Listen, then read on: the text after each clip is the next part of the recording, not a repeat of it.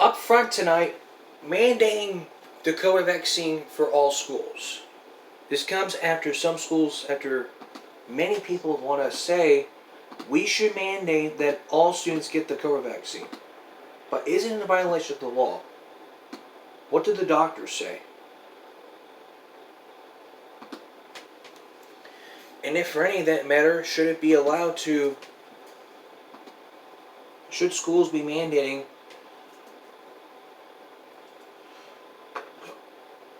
But the question is, should schools require students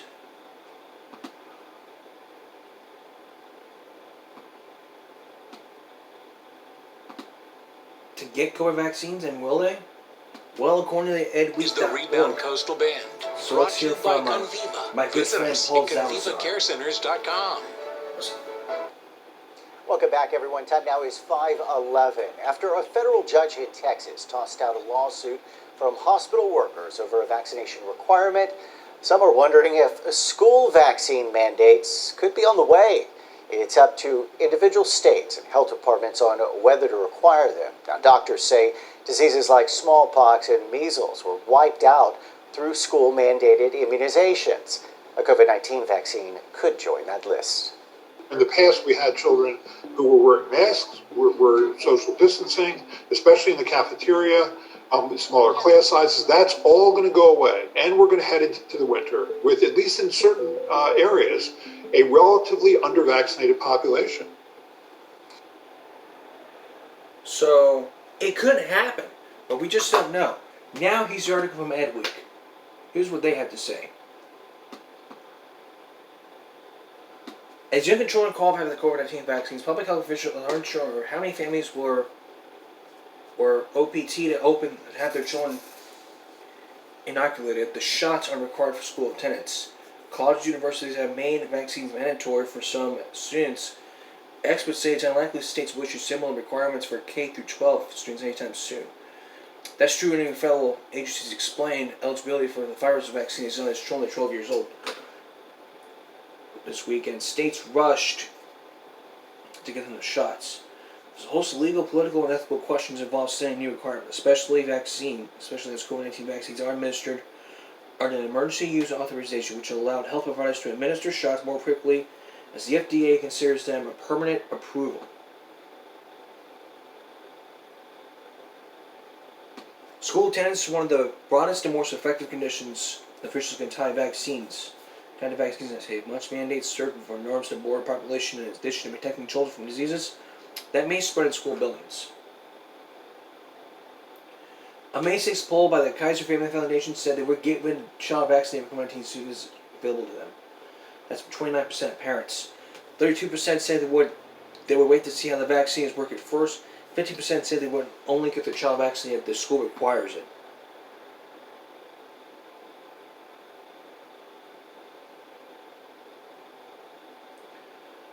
Well, as you heard from Paul, there was a lawsuit that happened. Let's look at that.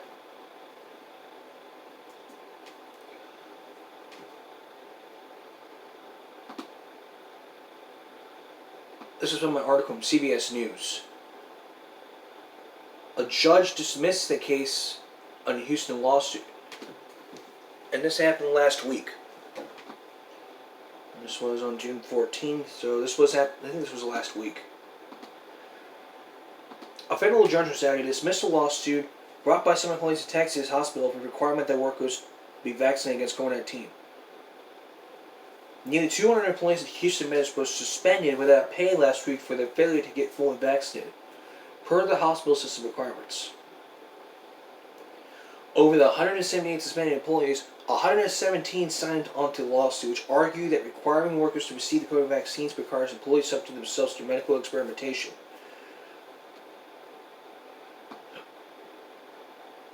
The judge said in his ruling that claims that the vaccines are dangerous and are false and it's too relevant. The judge noted that the Texas law only protects employees from being terminated or refusing to commit an act carrying criminal penalties to worker, and that receiving the vaccine is not an illegal act.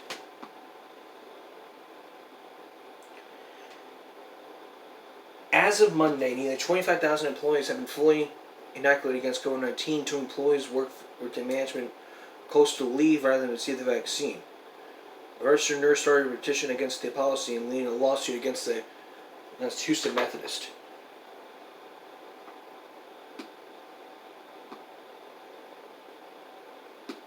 And before that happened, for the petition, Houston Methodist, which occupies the medical center at 6 community hospitals, initially offered vaccinated employees an extra $500 a month in March.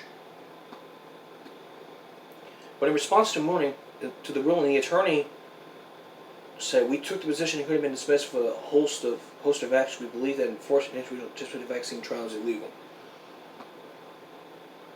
So the question is it against the law to be? Should employees be mandated to take the vaccine?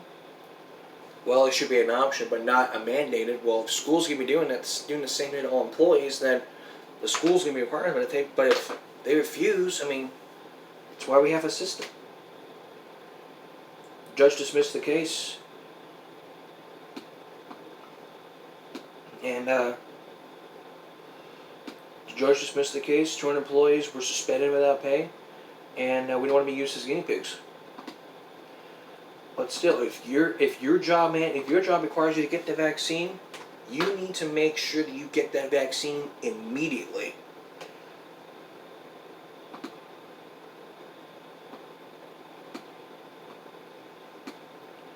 If you're not vaccinated, you still have to wear a mask and stay socially distanced. That's my take on that vaccine. And what I have to say is, if lawsuits are going to be happening for people who don't want to get vaccinated, don't be taking them to court.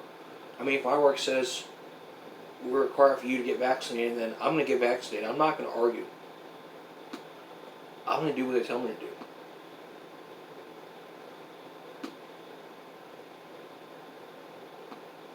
Alright. In a moment, we're going to be talking about the water from the city of Corpus Christi and what they plan to do about it. And then later in the broadcast, it's Juneteenth, celebrating the slavery.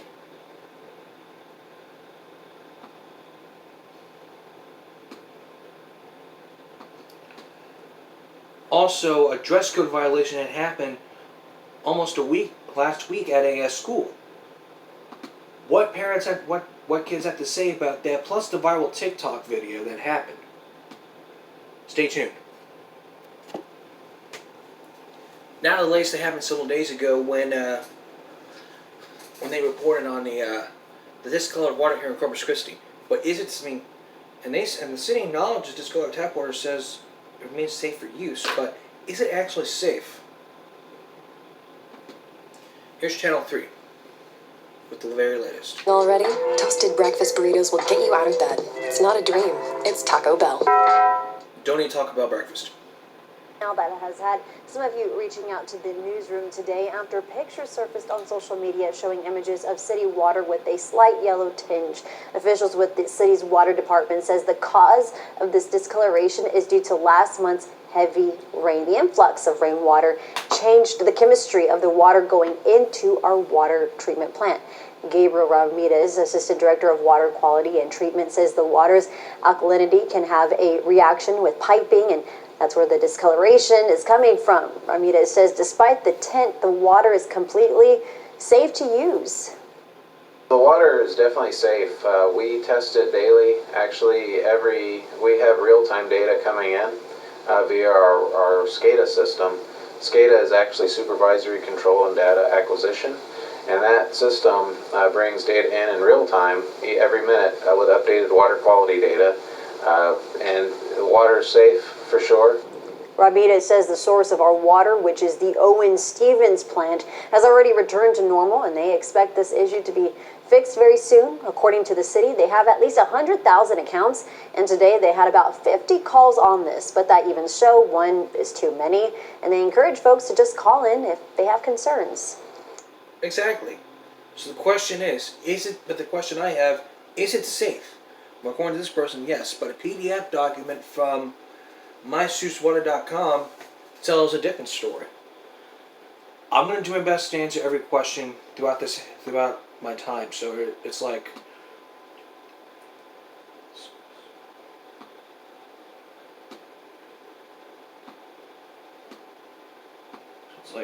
I want to answer a few questions from this document. From this thing. It's like is it safe to drink? It's caused by iron manganese. Sediment has no health impact. It's safe to drink. And it's safe to drink. Understandable. You may prefer to wait until it clears before using it.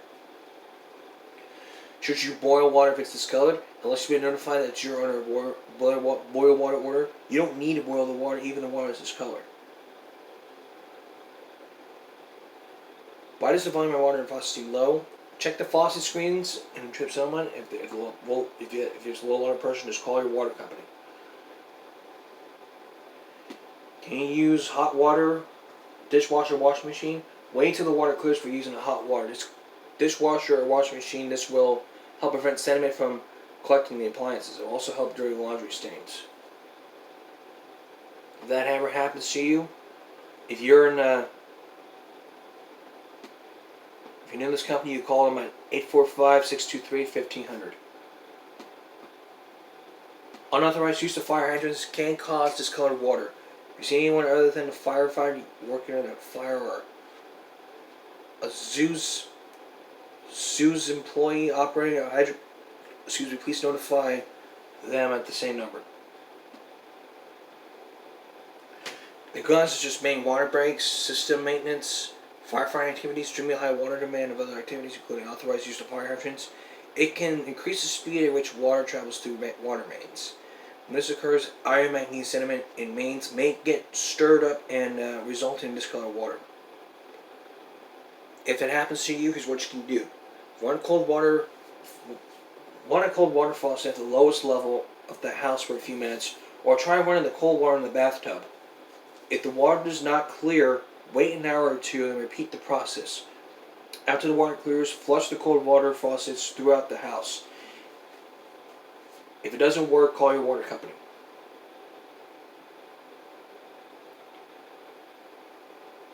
So again, he says it's safe to use, but if it happens to you, you need to call them immediately. They have the answers, they're experts, but they're going to fix it soon.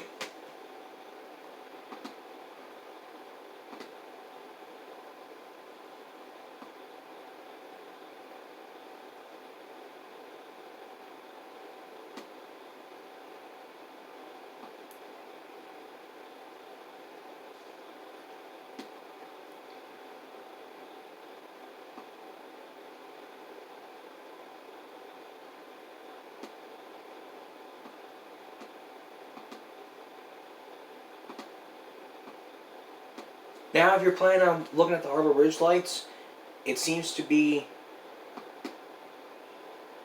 it's going to be removed. Why? Here's my good friend Michael Espia. Responsive claims reps to put you at ease. Something else to keep in mind for this weekend. Take a look at this. See that? Yeah, one of the last times you're going to be able to see the lights of the Harbor Bridge. That's because they're set to be removed beginning Monday morning. It was last Tuesday at City Council when the removal of the lighting system was approved. Now, these lights were installed back in 2010 and were actually only designed to last 5 years. And if you, like us, are going to miss those lights, there is some good news here. The new Harbor Bridge is being built to also include an elaborate lighting system. So that's really some good news. So if you want to see the lights, you're going to have to wait. It's been 10 years, and now it's all going to have to wait. Stay with us for more Give Me a Break, including a dress code violation that happens with a twist. A viral TikTok video. We'll show you next. In California last week, there was a dress code protest by wearing mid-berry tops and walking into class. A protester announcing the move read, "In protest of the dress code assembly regarding too much midriff. We're all wearing crop tops. We suggest you do too." Well, what do the organizers have to say? Here's Lisa Guerrero. Crop Top Rebellion. Students at a high school in Sacramento protested the dress code by wearing midriff-bearing tops and walking out of class. Check out this photo of the group who took part. This girl wrote, "Am I distracting?" on her belly. This one, distraction. I spoke with two of the organizers, Alexa McMurray and Madison Holtfretter, both 17. They started taking people into the office and sending people home for showing too much midriff. So then we decided to walk out of class. And it wasn't just the girls who were urged to take part in the protest. The organizers suggested that boys wear crop tops too. Sure enough, some male students answered the rallying cry. I also spoke to 16-year-old Evita Frick Hysaw, who posted that now viral TikTok video. Evita, do you think that dress code was sexist? Yeah, mostly girls are wearing crop tops and showing midriff, and the guys could wear tank tops and be shirtless at PE and they won't say nothing about it. We don't call out students who have on a top that doesn't touch their pants. If it's a sports bra, yeah, we're going to call it out because that wouldn't be appropriate for a work setting. But these students say they're not covering up. Absolutely not.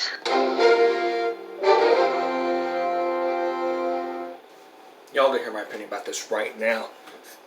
You violated the dress code. You have to be punished. If you're distracting, yes, it's a distraction.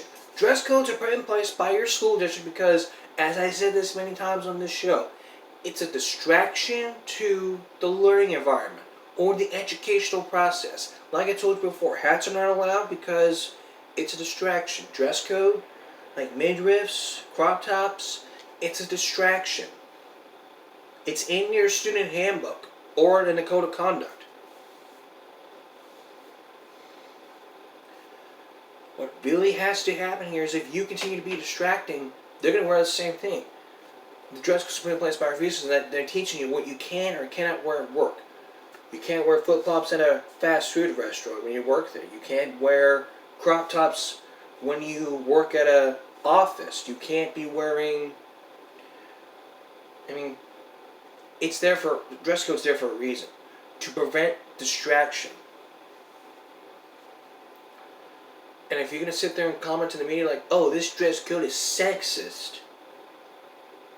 School districts don't call out people for violations like this, but if something does happen, they will call out. And if you're going to sit there and say this is unacceptable behavior and take them to court, okay.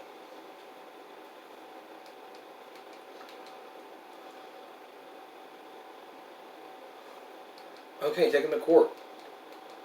If it gets taken before the Supreme Court, okay.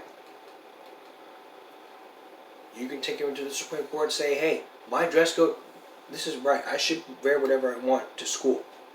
Not so fast, but it's in the handbook. And or the student code of conduct.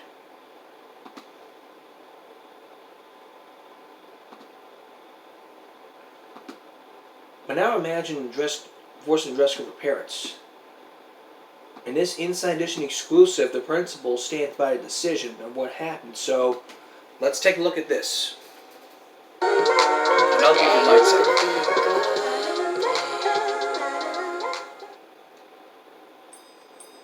Houston school principal who stirred up a nationwide controversy over what is appropriate attire for parents at school.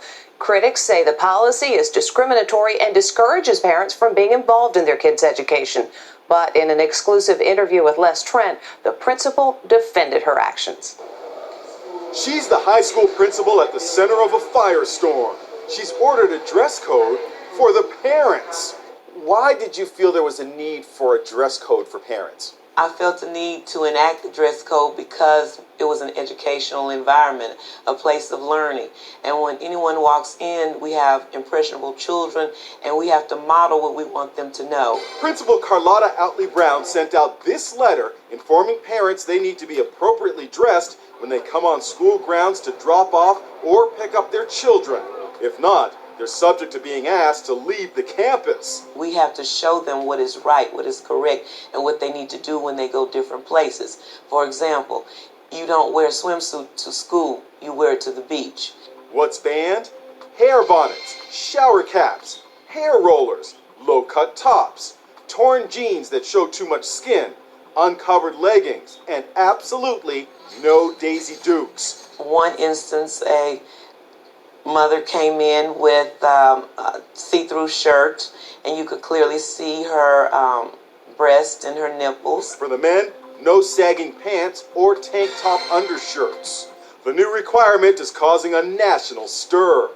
For a lot of people, it's hard just getting everybody out the door. And Yeah, no, I know. let alone getting dressed yourself. Principal Brown says she's received an outpouring of support. Keep up the good work, high five. Someone needed to take the stance. You're doing a great job, don't back down.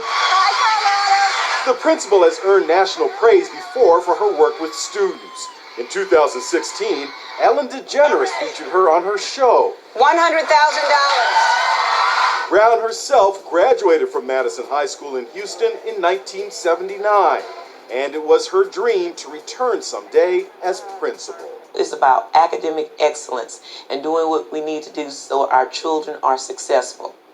Ms. Brown says she'll be meeting with parents on Monday to discuss the dress code. But it was discussed. I really don't care. I mean, I really think that you shouldn't be enforcing dress code on parents. They're visitors. If they want to visit their kids, they can visit. They go wherever they want. But when you're sitting there enforcing a dress code, saying you can't wear this, if you're going to be enforcing on kids, you might as well be saying I'm going to enforce it on parents too. That's unacceptable behavior. That can cause a stir in court. And if this was taken before court, there'd be two sides of the story: hearing from parents and from the district.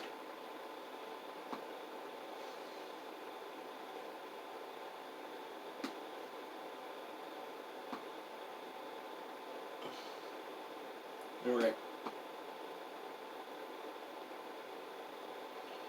Next here on YouTube, a principal stuns students by singing at a graduation. What this principal sang really tore my heart. In a moment. I want to end this broadcast now by showing you something that really warmed my heart. This principal is singing at his graduation an old Taylor Swift song, so take a look. Principal has a special send-off for graduating seniors.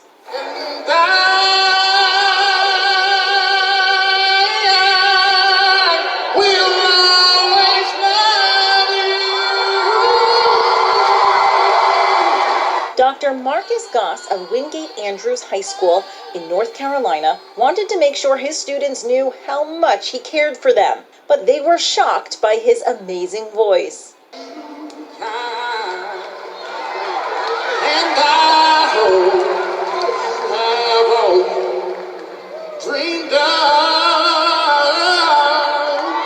and I wish you joy and happiness.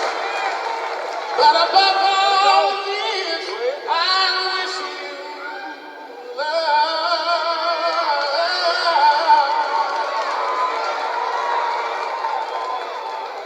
And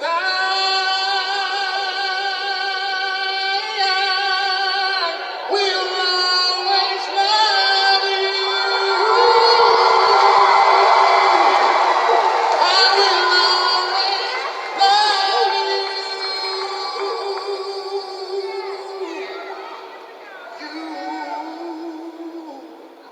My red raiders, you. I'll always love you. A pitch-perfect goodbye from an educator who cares. This is Inside Edition Digital. I can't continue watching this. I'm very tearful. So, part of our world. That's Give Me a Break for this Father's Day Eve. Happy Father's Day. Courage. Good night, everyone. I'll see you Monday.